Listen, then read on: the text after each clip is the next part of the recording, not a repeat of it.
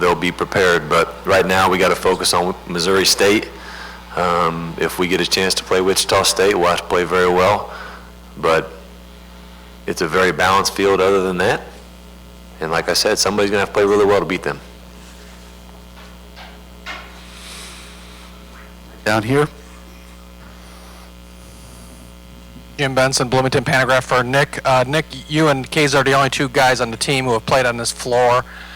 Is there anything you can say to your other teammates just to kind of maybe relax them and, I don't know, get them more comfortable before the game?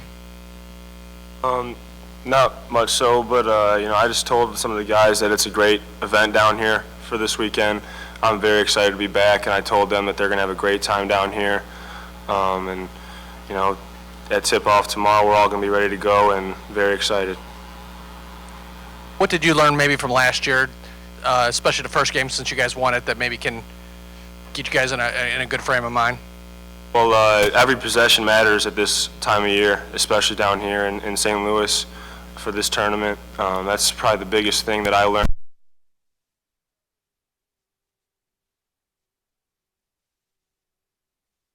Will affect the last possession of the game. Good answer.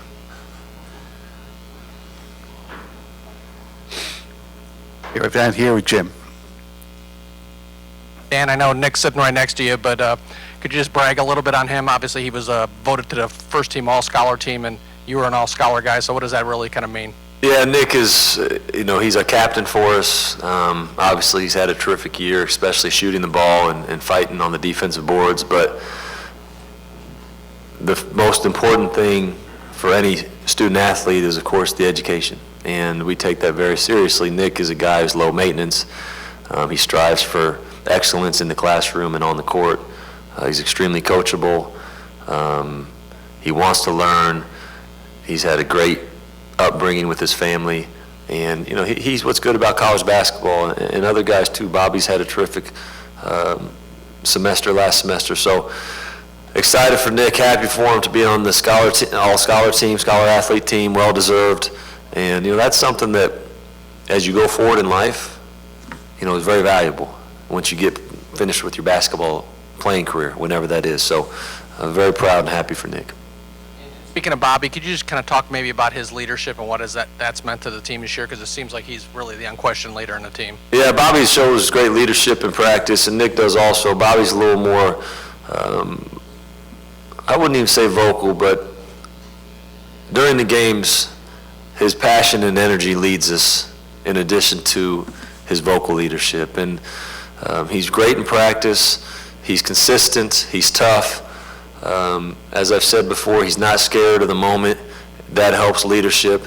But both these guys' leadership is the biggest reason why we've had the success we've had. And of course, we wanted to have more success, but we've won the number of games because of the leadership and holding our team accountable.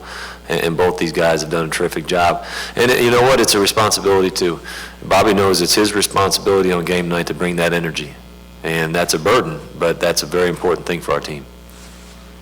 We're already halfway through this session. Next question's right here. Dan, Sean Keeler with Fox Sports Midwest. I saw a chart of the youngest 80 teams in college basketball, and I think you guys were 8th or 7th. You and Evansville are firmly been in that top 10 as far as minutes to underclassmen. But that's been a theme for this league this year. Can you talk about how you, as a coach, you had a very experienced team last year and kind of dealt with the turnover, how the league has dealt with the turnover, and if that bodes well both for you guys and for the NVC and a couple of years for the programs that have young. Yeah, I think it does. This is a transition year for our league because of Creighton's leaving and Loyal coming in, but also because we had so many seniors last year. If you look around the league, there's some very, very good young teams. Us, Evansville, Northern Iowa has one senior who doesn't start. A lot of teams in this league have very young teams, and as a league, we've got to continue to improve our programs. Bottom line, Wichita State's doing their part. We've got to continue to get better. I think we're heading in the right direction. With my group being so, not just young, because those numbers you look at youth, but experience is another measurement, and we're number one as far as least experience with that category because we had two guys as 1 year and Division I experience. And very proud of how they've come together. And it bodes well for us, next year going forward. Just continue to gain experience and get older.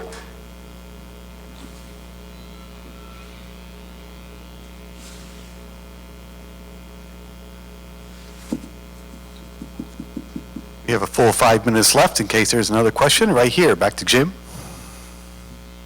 Bobby, could you just talk about maybe the last 2 days in practice and how you guys have kind of come into this game, especially off the loss from Southern Illinois? We talked about it. It's a new season. We got Missouri State tomorrow, so coaches did a great job of preparing us. The last 2 practices have been intense and been working on our game plan in order to have success against Missouri State. So these last 2 days of practices have been great for us and made us closer, and we all know why we're here. And we just want to go out and play relentless and have fun tomorrow. Dan, Dave Reynolds, Journal-Star in Peoria. Could you review your season just in terms of you came in with so many new guys and then you had so much adversity with injuries, and yet you battled to an over 500 season, just how it's all played out for you? Yeah. We started the year with a very tough schedule, and we were 1-4 to start, but we lost to some very good teams. And we didn't play great basketball during that stretch, but we did lose to very good teams. We had some changes with our roster during that period, with one of our starters leaving us, but we continued to improve. After that start, we were terrific in the non-conference. We haven't lost at home since then, other than Wichita State. We've continued to grow as a team. The ceiling for this team throughout the year, I don't think we reached it, but I think we got close to it. Now, in the postseason, of course, we're trying to play our best basketball, and I think we're prepared for that. But I like the progression the team made because of the leadership, the coachability, and we had to change how we played. We had to change a lot of things mid-season. And for these guys to stay coachable and come to practice ready to go is why we've had the success we've had. Again, we're not satisfied with that, but we had some really good wins. And now we just got to play our best basketball of the season. And I do think if you look at our last 6 games, 1-3 at home, lost in overtime at Evansville, lost at Southern Illinois on the last second play, and did not play well at Northern Iowa. But we've played some good basketball these last 6 games, and of course the key is to play our best basketball this weekend. Final question right here. Dan, Kirk Wessler from Peoria Journal-Star. What did you learn from your previous 2 games against Missouri State that you can apply to the preparation for this game? Well, the first one is we got to figure out how to guard Jamar Goley a lot better. He's averaged 23 points a game against us in the 2 games, and I think it was 24 and 22. And he's been terrific around the rim.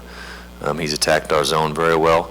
Other than that, I would say, as I said earlier, I'll be surprised if it's not a close game. And you have to make plays at the end of the game to win. So they're well coached. We're obviously evenly matched with our 2 games.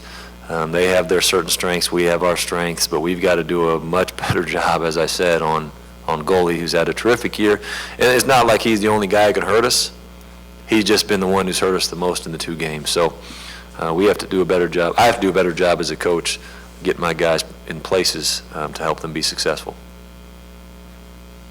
Thank you, gentlemen. Thank Best you, of luck guys. tomorrow. Thank you, sir. Thank you.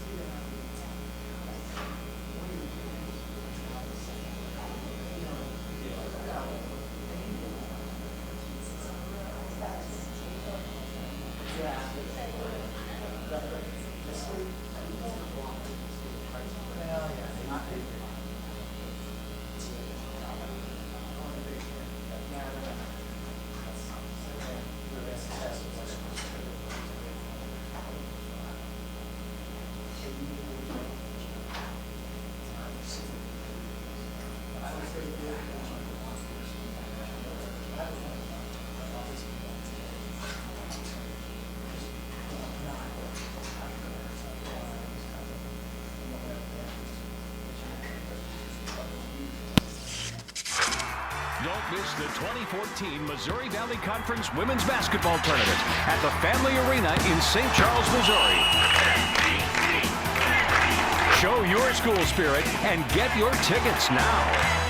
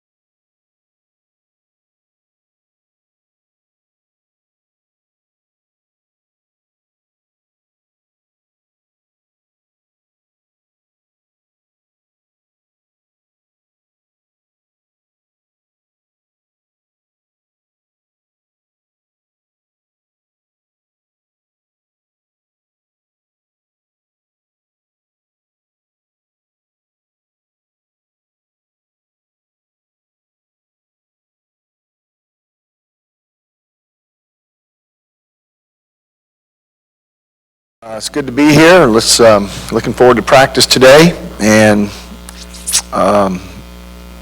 see what we can do in this tournament. Question right there. This question is for Ron. Jen Bates from KWCH. Ron, how exactly do you separate the 31-0 from what's going on now? Is that something, Coach said that's something you guys are trying to do? You're not going for 32-0. It's more looking for us as a brand new season. How do you separate that and get motivation for that? We just got to get it in our minds. This is kind of a new season. We're happy with what we accomplished as far as the 31 games prior to the tournament here in St. Louis.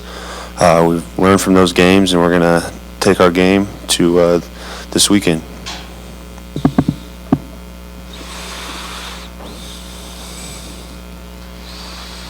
Right-hand side. Eric Nacton, KSN. Coach, it's been said this time of year it's all about preparation, not hyperventilation. Do you want your team to be a little bit nervous and on edge going into these games, or calm, cool, and collected?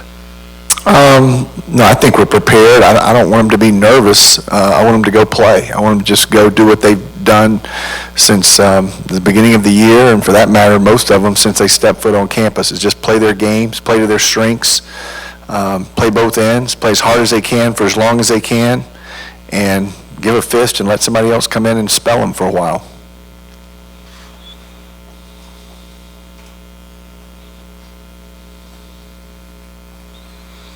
There in the center, David?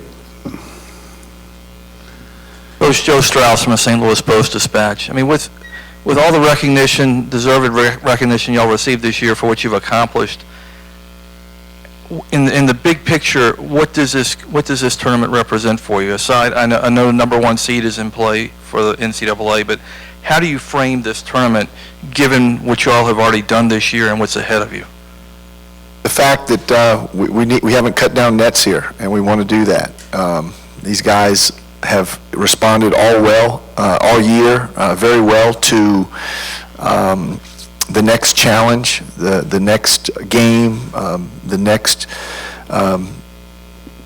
opportunity, and they're so steadfast in their belief that they want to be special. They want to be really, really great and achieve things that other Shocker teams haven't been able to achieve, or the previous group wasn't able to achieve. So I feel good about the challenge here, 3 games, but you can't even get to the semifinals unless you take care of the winner from tonight.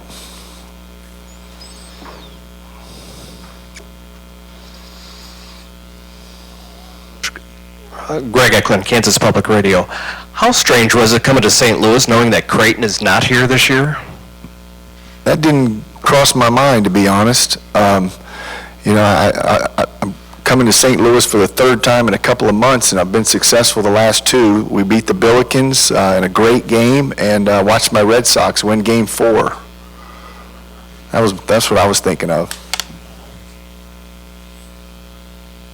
Ron, this is for you and Fred. How hard is it to get prepared for these teams that you've already beaten them by so much, and they're now preparing for the 3rd time this year? How hard is it to just kind of not let this get repetitive when you're preparing for these teams?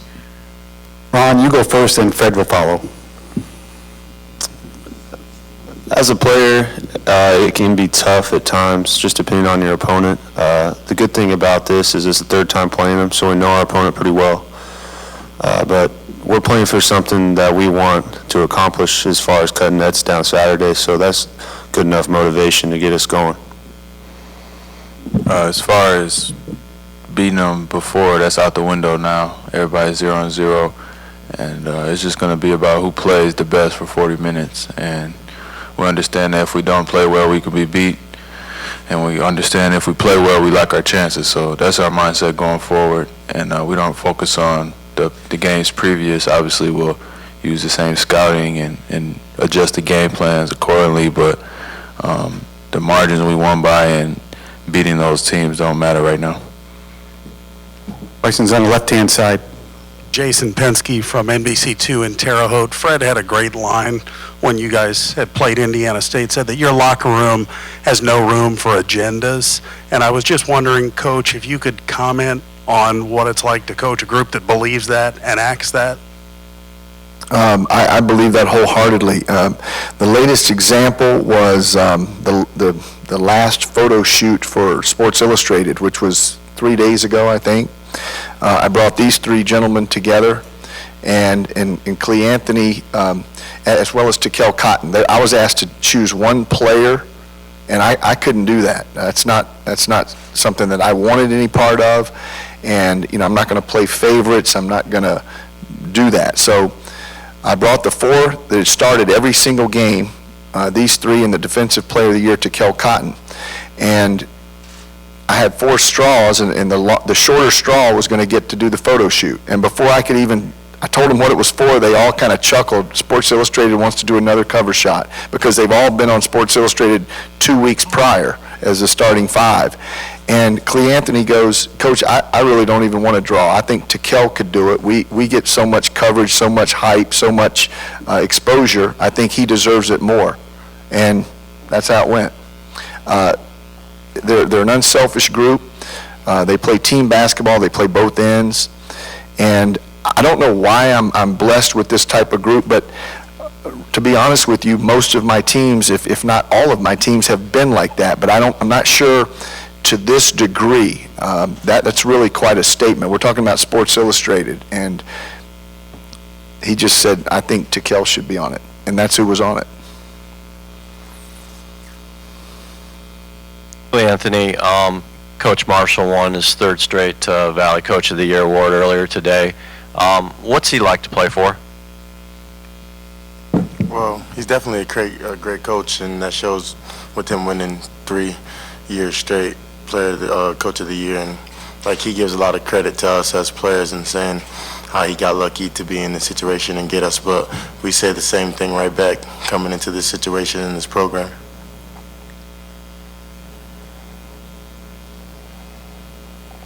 We're under 5 minutes to go. Questions right here in the aisle.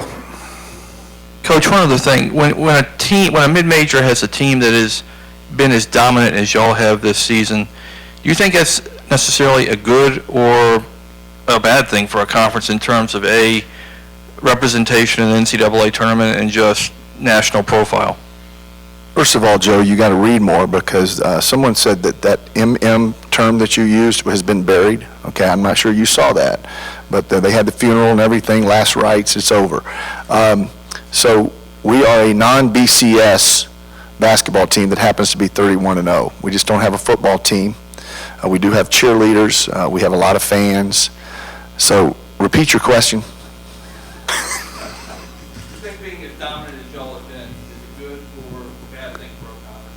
For a conference, you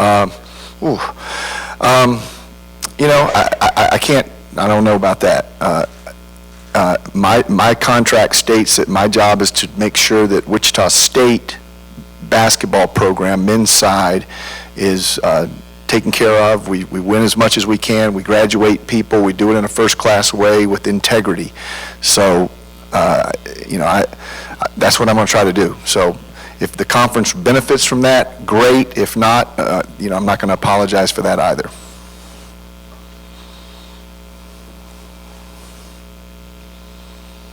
Anything else for the Shockers? Okay. Coach Jake Schlegel, Cake TV in Wichita. Do you guys think that you have done enough at this point to secure a 1 seed, or do you think winning this tournament is a necessity to do that? Your guess is as good as mine. I feel pretty good about it. I'm not worried.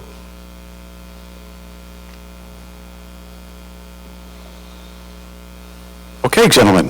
Thank you very much for your time. Best of luck.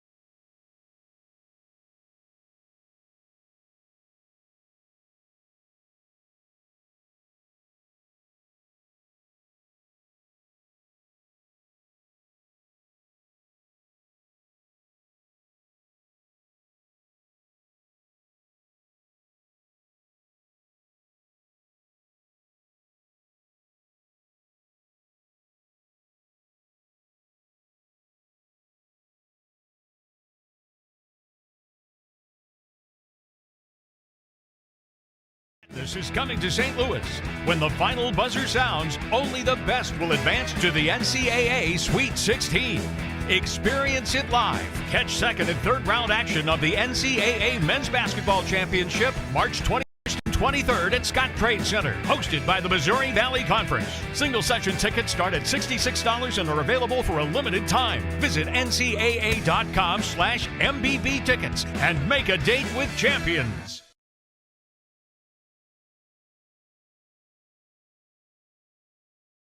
The administrators, educators, coaches, and fans of the Missouri Valley Conference expect nothing but the best from their teams. And the Valley student athletes take pride in exceeding that expectation.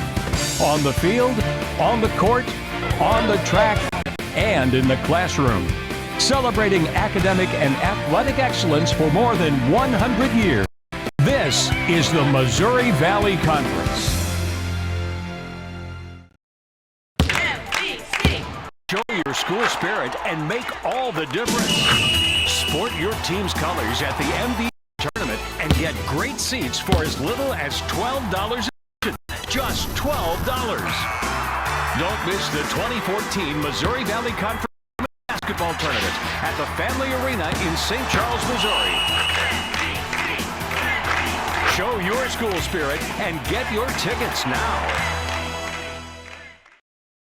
The online store at MVCgear.com is the #1 stop to get Missouri Valley Conference merchandise. With thousands of items, you'll find all the MVC gear you need in one place. You'll find the best selection, great customer service, and secure order processing. You'll also get an easy and enjoyable experience designed to help you find exactly what you're looking for.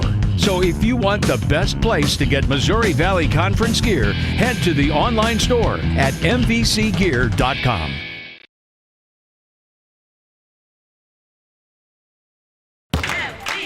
It begins here.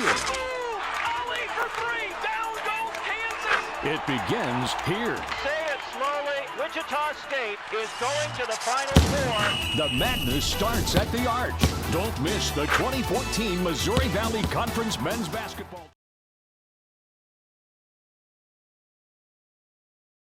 Missouri State Bears are up next. They're the 4th seed. They will play Illinois State on Friday. Keith Pickens, Nathan Shearer, and Jamar Gully represent the student body. We're going to ask Coach Paul Lusk to open up with a statement, then we'll go to questions for all 4 gentlemen. Paul, please. Excited to be here. The Valley Tournament is a top-notch, high-level tournament. It's first class in every way. We're excited to be here. We're excited to play Illinois State. We have a lot of respect for them. Dan's done a good job with that team. So 2 very close games. They actually could have beaten us twice, but we were able to come back and win at our place, but we expect the same thing. Very tough game. Over the questions right down here. Lindell. Jamar, what does it mean to you to be at the tournament this year healthy after having to sit out last year with a knee injury? It's a real good thing. Last year I set out, to actually be here to play. It's a real blessing, so I'm just ready to play.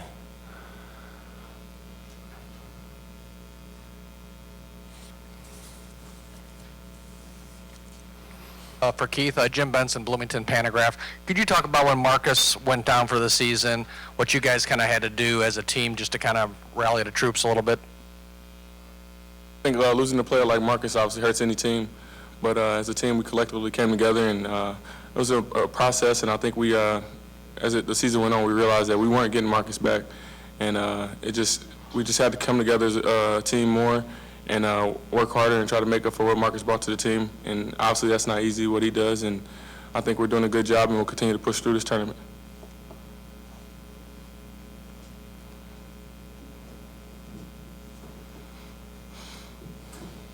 Coach, if you just give a brief overview of what will be key for your team tomorrow against Illinois State. Well, I think Illinois State is maybe on the perimeter the most athletic team from a quickness standpoint and just a lateral movement standpoint. They're really quick and they're feisty on both ends. So their quickness and their speed bothers you when they're on defense. They do a great job of harassing you, and they're very good in their full court press as well as their zone. And then on the other end, they really space you out. They play small ball with the big kid in the middle, and their quickness and ability to drive the basketball gives them advantage a lot of times. So we're going to have to keep them in front of us. Over there, it's amazing that we were probably still in the game. We turned it over 21 times, and if we're going to give ourselves a chance, we can't do that. All that being said, 21 turnovers, and we had a chance to take the lead at about the 3-minute mark. But and I think they They're very similar to an Indiana State or a Wichita State. When you take a bad shot or you have a turnover, they have a very high conversion rate. They take that turnover, your mistake, and turn it into a positive for them. So we're going to have to take care of the basketball and get good shots. Keith, you probably didn't think you'd be playing back in this tournament after last season. Well, what does it mean to be back here in your hometown the final time? And could you kind of maybe chronicle how the season has gone for you? Because obviously you've still had some problems with the injuries. Oh, it's been ups and downs, but I've kept with it mentally, and my teammates have been there for me to help me push through the season, and they always have my back. And obviously, coaching staff has my back too with that. But for playing in this conference tournament, again, is a great opportunity. Such a big time tournament, and like I try to tell the guys, man, this is just a great experience, and we have to take advantage of it. It's a blessing to be in a situation anytime you can compete at the highest level. And then play in front of your hometown. So it's a great feeling, and I'm just ready to go out and play. Paul, could you talk about having Keith back this season and what that meant to the team? Well, it's really an amazing story. He's an amazing individual. I have a ton of respect for him, as do all these other guys. They respect him so much because you see what the young man has gone through on a daily basis. This will be finishing my third year here, and there's never been one time since I've been here that he's been healthy. Never. And obviously it got to the point last year to where he just didn't think he could go anymore. And fortunately for us and for him, he decided to come back, and he's had his ups and downs this year. Hurt his knee in the fourth game of the year, missed an extended time, came back and got out of the gates after Christmas to really playing good basketball against SEMO and Illinois State, and then the stress fracture, and he's dealt with that all year. So it's tough, but he's tough. Anytime he's on the court, he affects winning, and he helps us. So really proud that he's able to be back. Proud of Nate, proud of Jamar. These seniors have done a great job for us. Once again, Nate made the all-academic team, and that's really positive. They all three have their degrees, so they've been a very good group. And but getting back to Pick, his story is really unbelievable. The way he's had to deal with things. He doesn't get to practice. He walks around in a boot. But when he's out there, he helps us.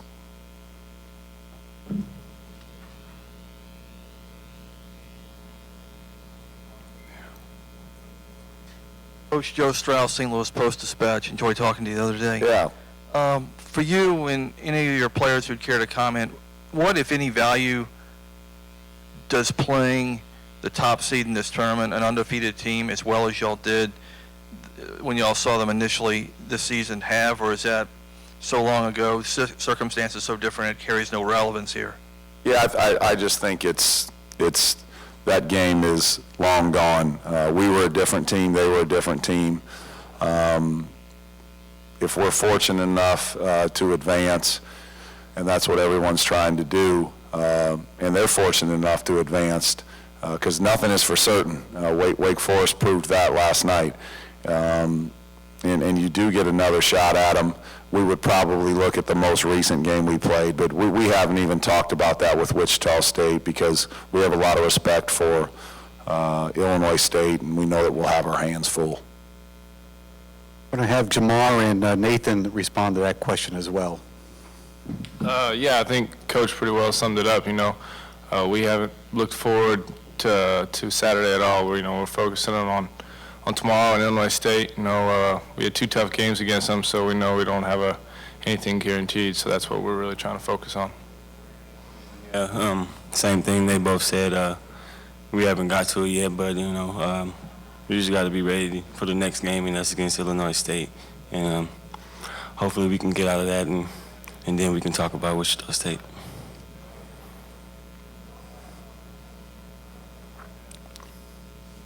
Hey, anything else for the Bears of Missouri State? All right, gentlemen, thank you very much. Thanks, guys. And best of luck.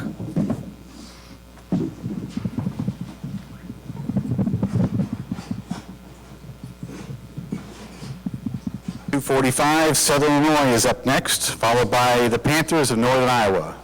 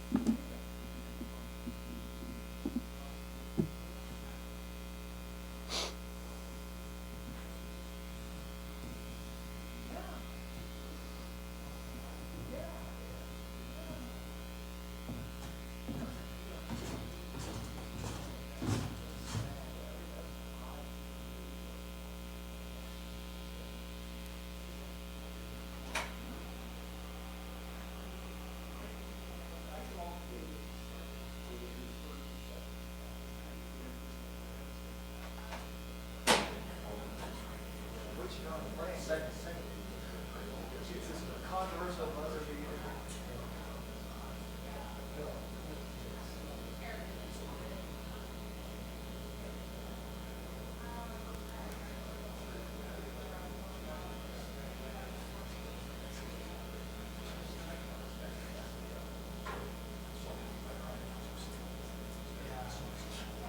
Yeah. We're saying people want to see or the St. Louis and so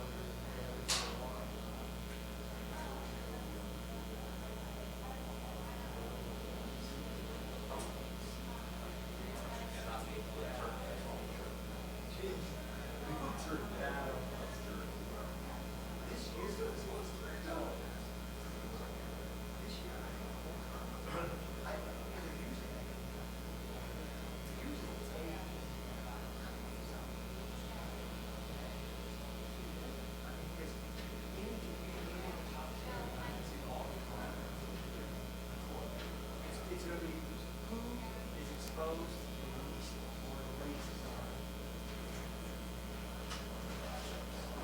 Because I think if you don't, but yeah, it brings you going.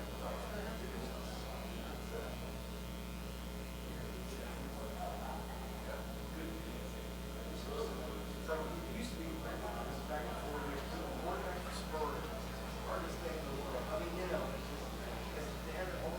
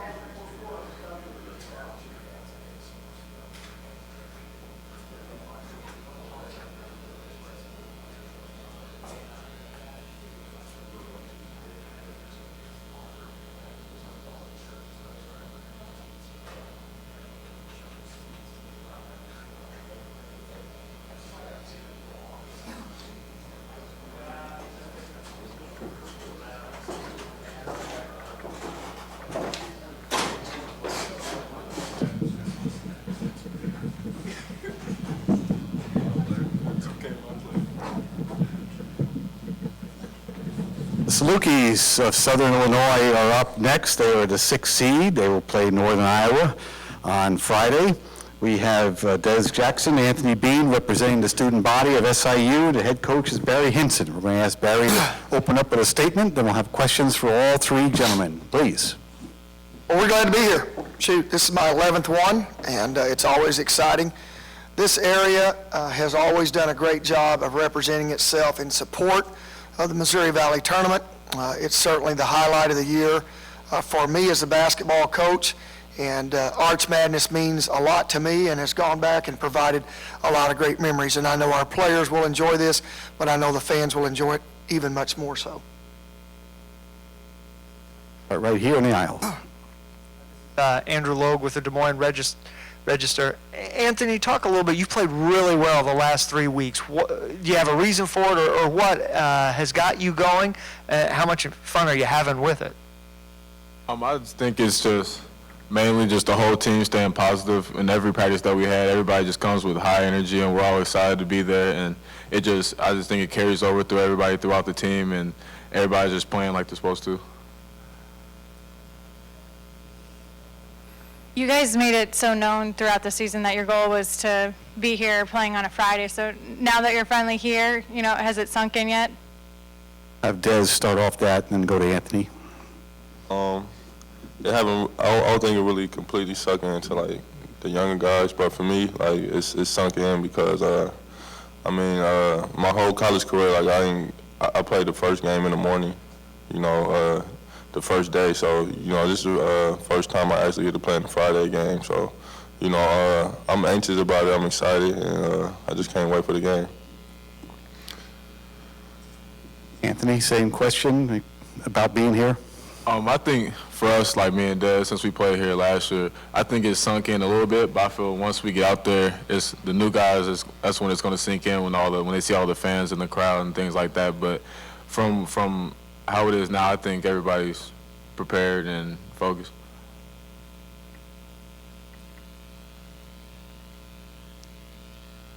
Barry, Sean Keeler with Fox Sports Midwest. You're an old hand at this, so we wanted to ask some of the guys who've been here. Is this as young a league as you can remember out in the whole, Wichita notwithstanding, in terms of guys back, your own team included?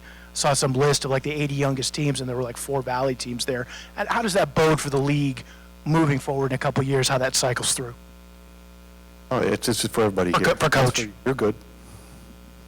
I think that when you look at next year and the youth of this league, this is a unique situation for the league. Mid-major conferences typically are cyclical. Mid-major teams are very cyclical. This conference, though, for the most part, has been a 4 or 5 strong league every year since I've been in it. And this is a unique situation, but I think you're getting a glimpse of what's getting ready to happen over the next 2 or 3 years. I think we're getting ready. We're moving back to where this league has got 2, 3, 4 multiple bids to the NCAA tournament, because if you look around, it's a young league. And I know everybody talks about how we've got some experience, but for the most part, it's a youthful renaissance going on right now. And I talked to Lindell about this a couple of weeks ago. This is a glimpse of what's getting ready to happen. It's going to be pretty nice.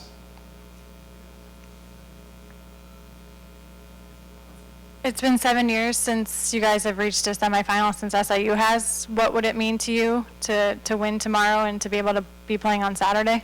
Who's the question for? For Coach. It hadn't been 7 years for me, so and these guys are new, so this is his second year here, this is his second year here, and I've told these guys, I've tried to relate it. If you're fortunate enough to get to that round, when you run out of that tunnel and there's 23,000 people, the hair just stands up on the back of your neck, and it's one of college basketball's greatest moments. And I mean that with all sincerity. I've been in the Big 12 tournament. I know what it's like. There's 18,000 in the Sprint Center. But when you put 23,000 out here and you've got 4 teams with this rabid Missouri Valley following and fans, it's pretty special, Kelly. And I hope our guys have the opportunity to see that and feel that. Question here on the left. Todd Efferman with the Southern Illinoisans for Barry and Anthony. You know, leadership is so important with your club, and can you guys just talk about how you kind of got Anthony to open up a little bit as the point guard and improved his communication, and how Anthony's kind of taken that role? It's taken a little bit to get there. We had no choice, Todd.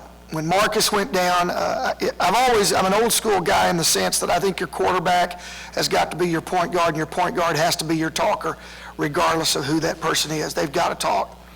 And we had no choice. Now, it was a struggle for us at first when Marcus went down, because Anthony's personality is naturally to be quiet. I brought him in yesterday. We had a one-on-one meeting, and I wanted to tell him how proud I was of him, not because of all the points that he's scoring, but what he's done off the floor and on the floor as far as leading and talking to our guys. Both of these guys right here are naturally quiet. When Marcus went down, I challenged Dez and I challenged Anthony, and now coming out of a huddle, you'll see Anthony talking and Dez talking. Now when we go to a practice, both these guys will be talking. You're getting ready to watch us do a shoot-around, both these guys will be out there talking, whereas when Marcus was on the floor, he was kind of the general. And now that's not the case. These guys have opened up, and I'm proud of both of them, and it's been a forced issue. Anthony, he'll answer the question. We had a day where we practiced with Anthony yelling, and Dez yelling. We made them, and if they didn't yell, we ran them. I mean, we practiced yelling and made them practice talking. And, normally you don't have to do that with little ones, but when you get to be older and cool daddies like these guys, you got to sometimes force them to talk, but they both talk now, and it's been great for us. I'll let Anthony answer. I felt this helped a lot, not just offensively but defensively, because Coach talks about on defensive end communicating and things like that, and then with me talking and Des talking, it just spreads out to the other guys, and we got guys like Sean and Alboa's talking, and the defense is just there, and we're communicating well. And then for the leadership role, I felt that not Marcus and Dez both helped me. Dez is quiet, but on the sideline, Dez he'll tell me things like if I'm doing something wrong or if I need to correct something, he'll tell me on the sideline how to fix it, things like that. And then Marcus is just moving on to the point guard position. He's able to help me with things like where people are supposed to go, and then how like certain situations in the game, different scenarios and things like that. But both of them, they helped a lot. We'll go into center and then down here to Jim. Coach Henson, Joe Strauss for the St. Louis Post-Dispatch. Good to talk to you. So much publicity, rightfully so, has accompanied Wichita State into this tournament. They're obviously a dominant team. As you say, the conference is in a little bit different place this year than it will be going forward. What do you think are the pluses or minuses of having one team in such a dominant position as Wichita State? Obviously, it gives the conference visibility, but at the same time, it kind of dwarfs everybody else here. I don't see any minuses. I guess if you had any type of negative part would be I go back, I think this is a cyclical year for the conference, but at the same time, golly, we couldn't be any happier. I mean, they're playing in our conference, our league, every night. Somebody's talking about Wichita State for the Missouri Valley Conference. And I can't answer what the other coaches think, but I know me, I've got my chest poked out there. I couldn't be any happier. I mean, I'm fired up. Shoot, I went on outside the lines and talked to those guys and fought for them, and I will continue to do that.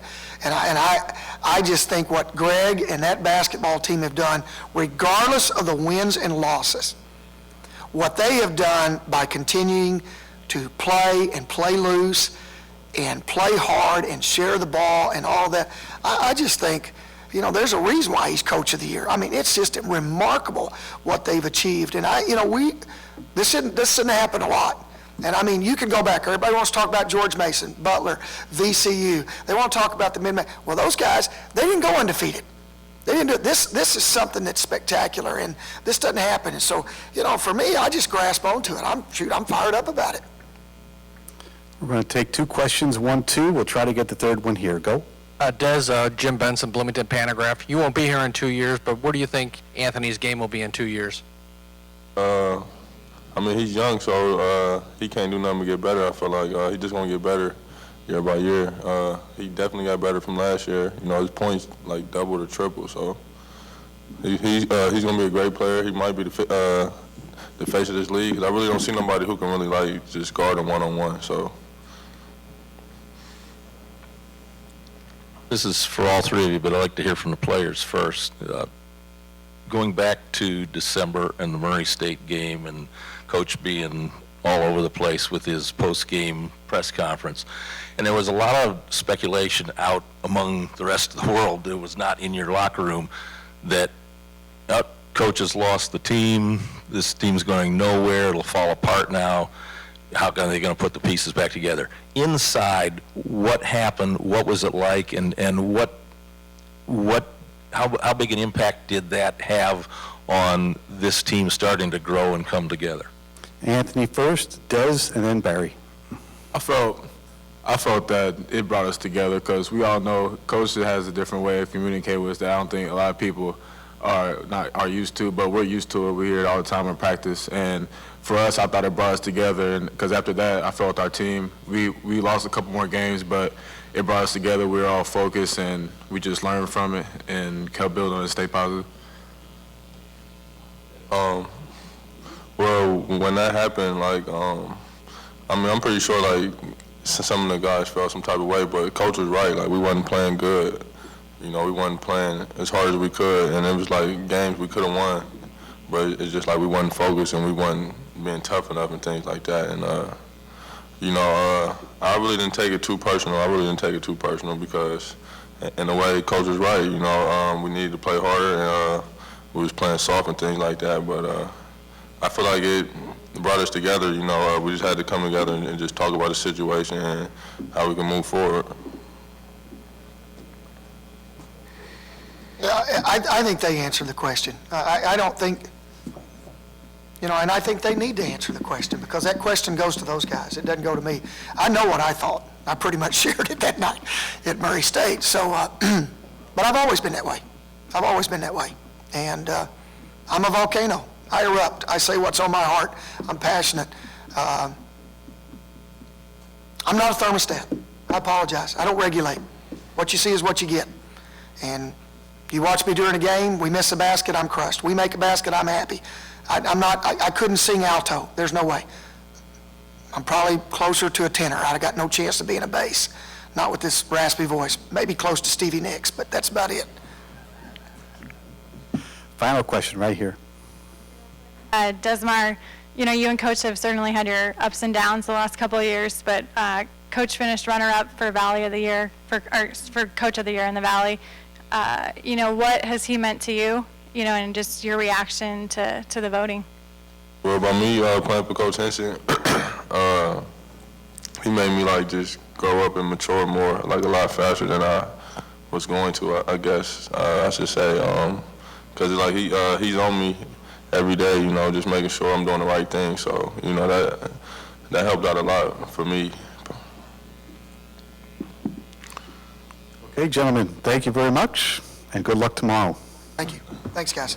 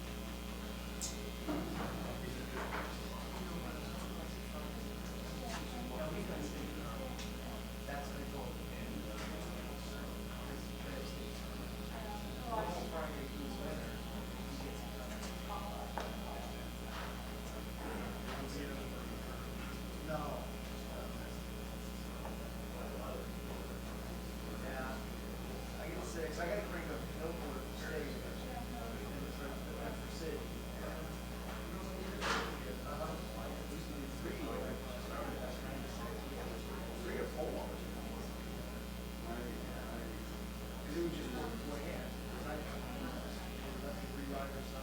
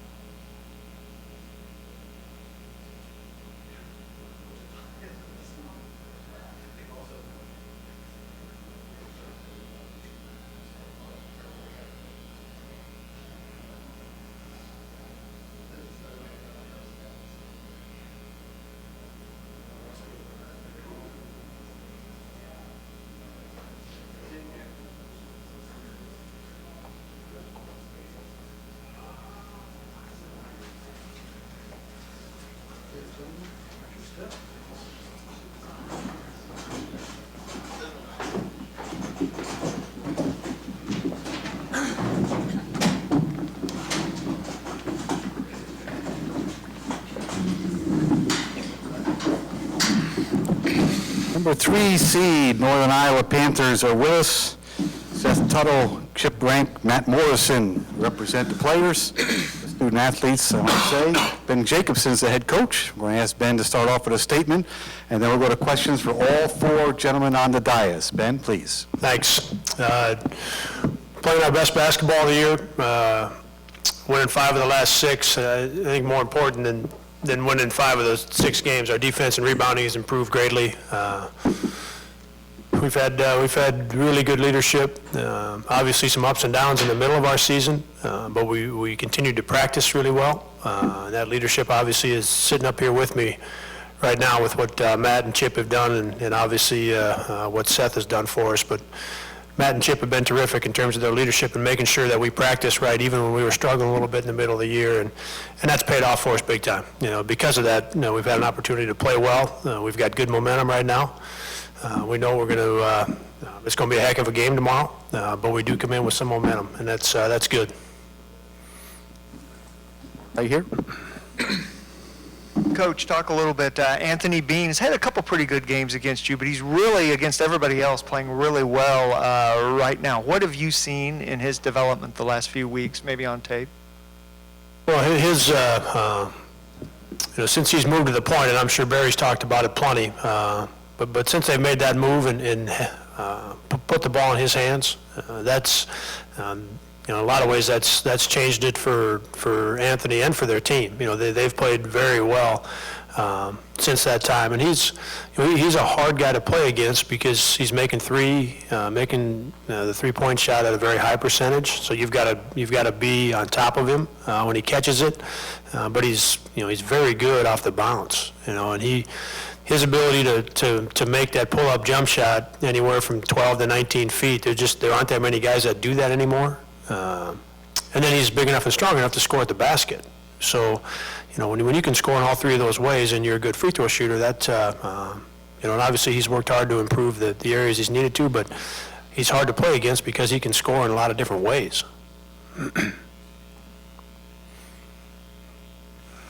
Hi, Kelly Burke, WSIL TV. Coach, I wanted to ask you, as far as, Seth's game speaks for itself, but, you changed the starting lineup, kind of midway through the Valley season. How much of that was kind of a spark for you guys? You mentioned the defense and rebounding, but just the supporting cast of characters to help his game out.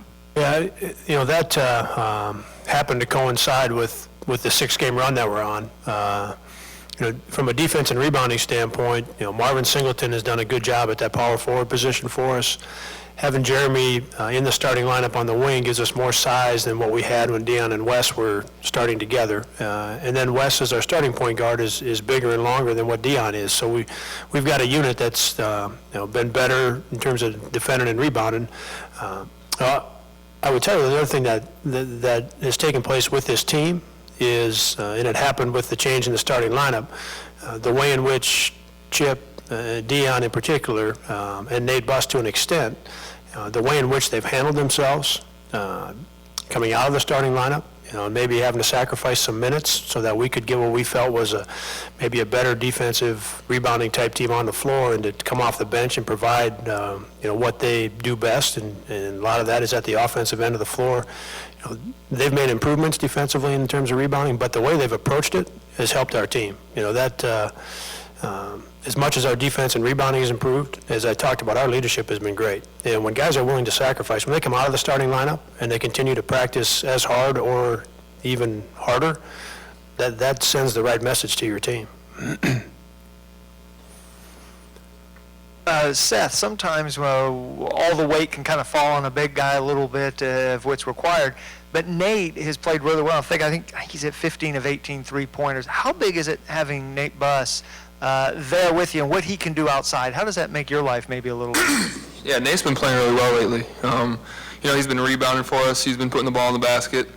After that surgery, or after his knee problem that he had, he's came back and played really good basketball. And having him on the floor, being able to space out, he's like Coach mentioned with Bean, you're gonna have to be right on him, and having him on the floor, it really opens up the middle more.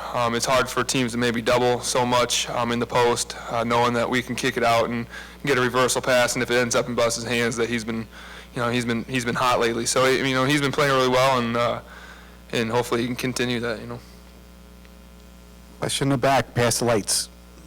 Seniors, Matt and Chip, last go-around for you guys here at the tournament. Give us your thoughts on that. And also, what kind of things have you talked with the younger guys that are making their first appearance here at the tournament to help them be ready for what they'll face tomorrow night? Matt, you first, then Chip. Well, since it's the last go-around, you kind of just got to put all the chips on the table and, just give everything you got. It's been awesome. I love coming down here. And Coach has kind of mentioned it with us before about, it's kind of the team that's ready to really focus and lock in, from the get-go and, takes that first punch. So I think with the younger guys, just playing loose and, this is it right here. So, might as well give it your all. Yeah, definitely along with Matt. We're ready to go this weekend. This week we've been preparing really well. We're really excited. And then with the younger guys, we kind of prepared them. Don't look at the big stands. It's just same court, same hoop size. Just go out there and play, bring home a championship.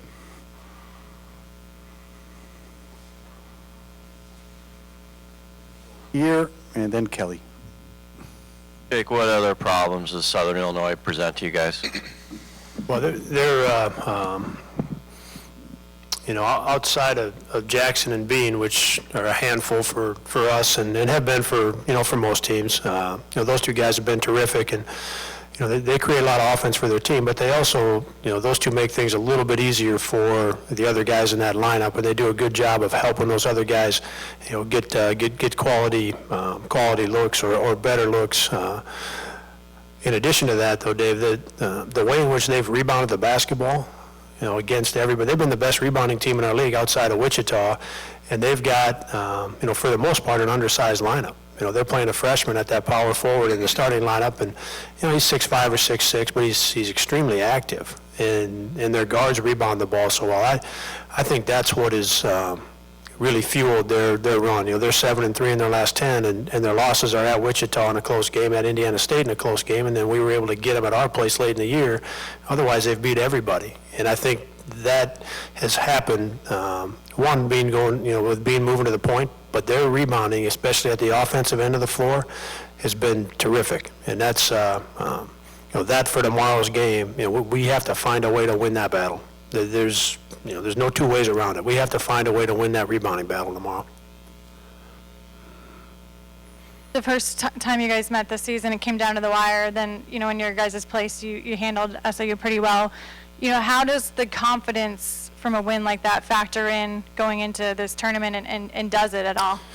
I don't know that will factor in much with tomorrow's game. Simply because both teams very different from when we played each other the first time. I don't know that, Barry may feel differently, but I don't know that either one of our teams was playing great the first time we saw each other. The second time we did, both teams were playing very well. And we put together a really good game at the defensive end, and we rebounded the ball. So we were able to, once we got up 10, we were able to keep it there. Different than at their place, they were able to get back in that game and win that game because of the way they rebounded. So, again, so much of it will come back to rebounding. But I think from a confidence and momentum standpoint, I think it's more about how you're playing over the course of some time. And for us, it's been 6 games. For them, it's been 10 games, as opposed to just that one game and saying, hey, we did this, and now we can get them. Both teams have got good momentum, and both teams, I would think, will be very confident when that game starts tomorrow. Question on the left. Seth, sometimes when a team is playing well offensively and scoring points and playing fast, it's easy to let the defense slip a little bit. Did that happen with this team, and have they kind of gotten back to that defensive mentality over the last 6 games or so? This ought to be an interesting answer. Yeah, I mean, I don't really know. We were in a rhythm offensively. We like to get out and push. We like to make things happen on the offensive end. I think we just took us a while, and finally we found a groove there on the defensive end. It might have had to do with Coach changing up the starting lineup a little bit, maybe tweaking things a little bit. I think we locked in a lot more on the defensive end, and we've been playing a lot better on the defensive side of the ball, and I think that's why we've been a lot more successful lately. Yeah, and the thing I would add as well, and I knew that there was an aspect of this coming with our team this year. As we started the year, Matt, Chip, and Seth, along with Dion, and then Bohannon, he played 20 minutes a game last year, but those 5 guys were the only guys really that had played for us. And so our defense, our toughness to an extent, our confidence, the ability to get into some games. We had some great non-conference games, obviously getting through a league season. To get into some of those games and have to experience getting beat in a close game, go through some of those things, you have to do that as a group in order to grow. For our program, if you go back 4 or 5 years or 5 years, we didn't come out of the gates defending and rebounding the way we needed to. It took us 2.5 months. And then we did for a long time after that. So I knew some of this was coming, with Wes being new and Jeremy being a freshman and some of the guys that have been in our program that haven't played. But I would say it took us longer than what any of us would have liked, players and coaches included. These guys practiced great all year. They've been working at it. They've wanted to defend and rebound better. So it's taken a little bit longer. But felt like coming into the year, because we were so young and so new in some spots, that it was going to take a little bit of time. Okay, gentlemen, thank you very much for your time, and best of luck tomorrow.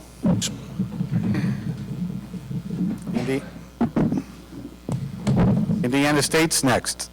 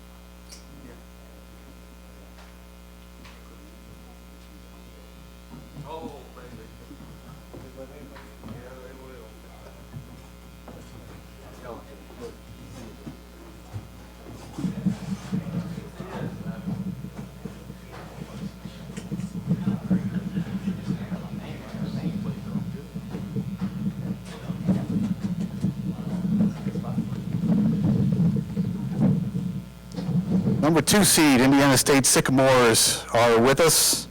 Christian Smith, Jake Odom, Manny Arop represent the student body here. Indiana State will play the winner of the Bradley Loyola game, which is the 8:30 game tonight.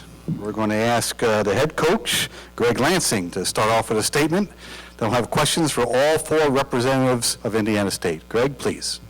Well, we hope that's about a 6 or 7 overtime game, and they don't get out of here till real late. But great to be here. Awfully excited.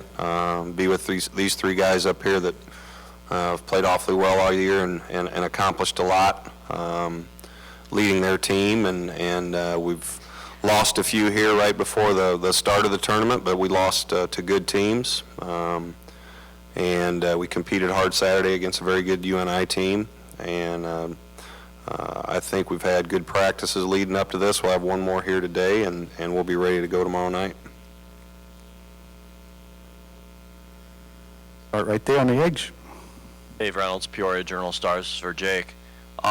Could you discuss the team's last 3 games, the losing streak? You guys had already clinched the number 2 seed. Did that have something to do with it, and other teams were just coming at you more? Or how would you describe how you guys played and what happened those last 3 games? I think it was a little bit of just everything. We locked up the 2nd seed. We took a tough one to Wichita, kind of got us down. But yeah, we really can't do that as a veteran team, but we let it happen. But I think we've bounced back strong. We've turned it up a couple notches in practice, and we've really been locked in here in the last week or so to get focused on this tournament. Jake, obviously so much success your first year here at the MVC tournament, winning it. Can you believe this is your last go around here at the MVC tournament? Yeah, it's hard to believe. It's went by faster than what I anticipated, especially being here today. It's been a long journey. It's been a fun journey, but we're hoping it's not over yet. We still want to make a little splash here and kind of show these guys that we're not this 3-game losing streak that we came in here. We're not that type of team, and that we're better than that, and we'll be successful. Question on the right. Jason Pensky from NBC2 in Terre Haute. For Manny and Christian, can you guys just talk about kind of the balance of having so much on the line in terms of your overall goals coming into the season at stake this weekend, but also knowing that you know, to play your best, you probably have to play a little bit relaxed? Manny, first, please. I mean, we've been preparing, and we, like Jake said, we had a couple of good days of practice, and for us seniors, it's kind of like last kind of goal for us. So, I mean, it's exciting. It's not like crazy pressure or anything. We're just excited to get on the court, compete, and we feel like we're ready.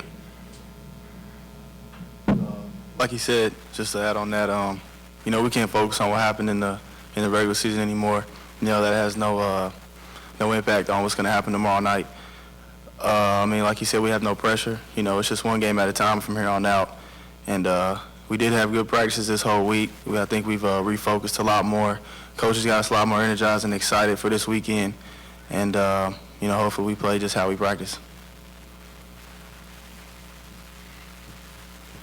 Back on the podium. Coach, the guys all said better practices this week. What's the biggest thing that you want to see different that was not happening during the 3-game losing streak for you guys? I don't really consider Saturday as part of that because I thought we competed pretty hard Saturday. I think we're a little complacent, you know, and that starts with me. And just it wasn't so much in practice. I think these guys have always been a hard-working team, and we've practiced pretty well no matter what game we were going into, and very focused on that next opponent. We just got outplayed. We got outplayed on the road by two good teams that were fighting for a third seed. And I don't expect any of that to have any effect on them as in our preparation or tomorrow night. Greg, the two potential opponents for you tomorrow, could you discuss each of them, what problems they present to you guys? Well, we're fortunate enough to sweep both teams, so that's one. You know, you always worry about that. I've been part of a lot of tournaments where that kind of thing can get turned around real quick. And they're both good teams. They're both good teams that are going to be well coached and well prepared. We've had tough games with both in all four games. None of them were decided till pretty late. You know, with Gino's guys, it's just you start with Walt, obviously an all-conference guy since he's been here, dynamic player. Can score it just quick as it gets, and the type of pace they play. And I've always, Pickett always, every time I see him, I just get uncomfortable because he's a good player, and he plays hard, and he plays at both ends is what I like. And they've had other guys that have hurt us too, and the way they play and the style that they play, you just can't get into it. You have to do we have to be us, no matter who we play. And play at our pace. And Porter's done a great job with a real young Loyola team. We had beat them at our place early, and then had a really tough game with them at their place where they were leading, you know, even in the second half. But all freshmen, all newcomer. Milton Doyle's is just a tremendous talent. But they got other guys too, and they run good stuff. I think that was kind of the start of people zoning us a little bit. At the end of the game, we struggled with it there, just making shots. But both opponents will be ready to go. You know, it's a little different. Bradley's got some veterans, and you got the youth coming into their first tournament, so it's going to be an exciting game to watch tonight. Greg, do you kind of treat this like it's a kind of a non-exempt tournament type of situation where you don't know who you're going to play and you don't have much time? Is that kind of how you approach it? Yeah, we were talking the other day. We haven't had to deal with this for a while. You know, we've always kind of known our opponent going into it. But, yeah, you have to, I think. They have a little bit of advantage just by playing a game in here. We'll go get some shots up here and to get some shots up tomorrow in there. And these guys have already played in here, so there'll be some familiarity. But it is, you know, it's a one-game seasons from here on out. It's the best time of the year. And this when you truly, the true competitor comes out in people.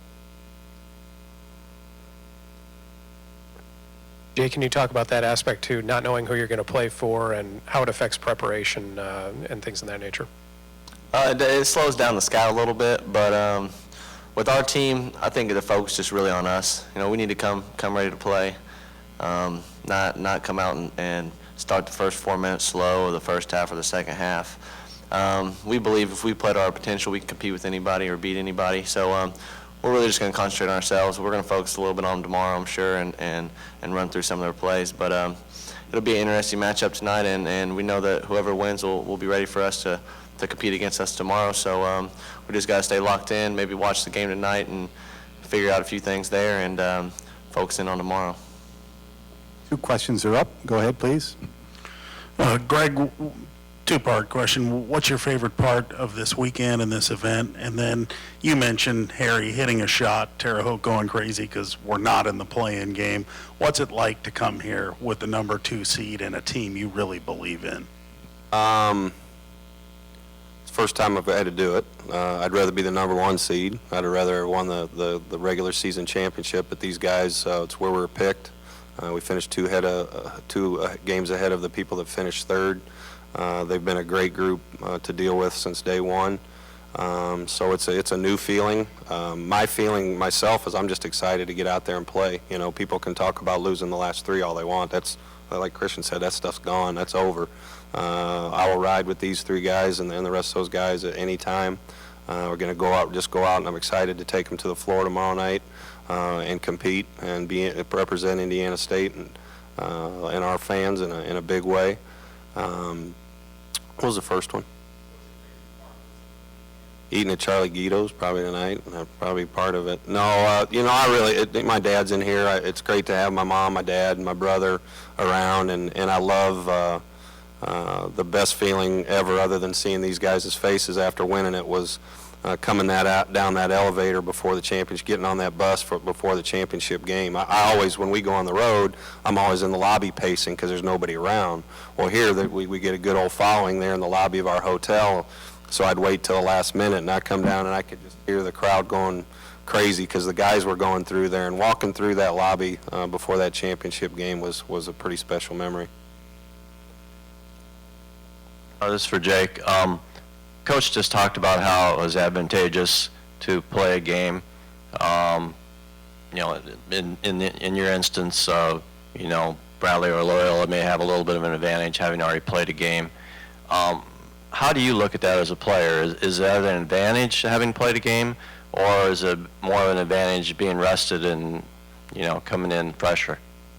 I can go both ways with that, but I think with this veteran group of guys that we have, I think being able to just play tomorrow instead of having to play in today is an advantage for us. But at the end of the day, I don't think it really matters. They're going to come in here tomorrow, whoever it is, and they're going to play and give it all they got, and that's what we're going to do too. I do think having a little bit fresher legs does help a little bit, but at the end of the day, it's a game, and everybody's going to be out there competing. Final question right here. Christian, Jake talked about the team working on itself. What do you think is the key to that, and what has been the focus for you over the last week? I think this week we worked a lot on just getting back to our basic defensive principles, having more bite to the ball, the flow on defense, and just bringing more enthusiasm to the game. You know, 1 through 11, just all of us. And we've done that here in the past couple of days, and we had it in the beginning. You know, once we locked up the 2 seed, it was kind of like, okay, we did what we were supposed to do, but now we have to get back to being the more hungrier team every possession, every game, every day, and you know, we'll start it tomorrow and see where it goes. Hey, gentlemen, thank you very much. Thanks, guys. And good luck. Thank you.